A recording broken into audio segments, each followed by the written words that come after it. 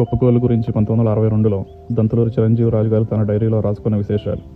కుప్పకోలు మన ప్రాంతానికి చెందినవి కాదని, అవి రంగూన్లో, ప్రస్తుతం మయన్మార్ దేశంగా పిలువబడే దేశంలో మెండవి జాతిగా పిలుచుకునే విడికళ్ళ కోళ్ళని, వాటి తల ముక్కొనపాకారంలో, ముక్కు పొడవుగా, కన్ను తెల్లగా ఎరుపు చారలతో అడ్డకొరుస శరీరాకృతితో ఉండేవని, అవి పోట్లాటలో అర్ధచంద్రాకారంలో రెండు వైపులా తిరుగుతూ కాటాలు వేలు బాగా కొట్టి ఆంధ్రాలో బాగా ప్రసిద్ధి చెందాయని, అప్పట్లో వాటి పోట్లాట చూసిన ఎవరైనా సరే కుప్పకోళ్ల మీద పందాలు కలపడానికి ఆలోచింపచేసేలా చేశాయని అందులో ఆయన పేర్కొన్నారు.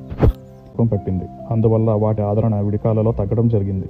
కానీ అప్పుడే ఆదరణ పొందుతున్న కత్తి పందాలు వేసేవాళ్ళు వీటి వేగానికి ఆకర్షితులు కాగా వాటిని కత్తుల్లోకి మార్చుకున్నారు. కుప్పకోలు కత్తికోలుగా మారే క్రమంలో ఆఖరిగా 1962లో విజయనగరం జిల్లా డెంకాడలోను, విశాఖపట్నం బుర్జుపేటలో గల శ్రీ పల్లా రమణ గారి వద్ద చాలా కాలం ఉండేవి.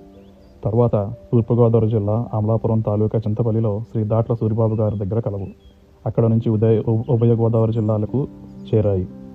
ఈ మెండవి జాతి కోళ్లు కొన్ని కత్తికోళ్లుగా మారగా, కొన్ని మేలుజాతితో కలవడం వలన కాళహస్తిలో ఎర్రకల్లుగా, తమిళనాడులో ఆర్కోట్గా, ఆంధ్రాలో విజయనగరం రేజాలుగా రూపాంతరం పొంది వృద్ధిలోకి వచ్చాయని చెప్పుకోవచ్చు.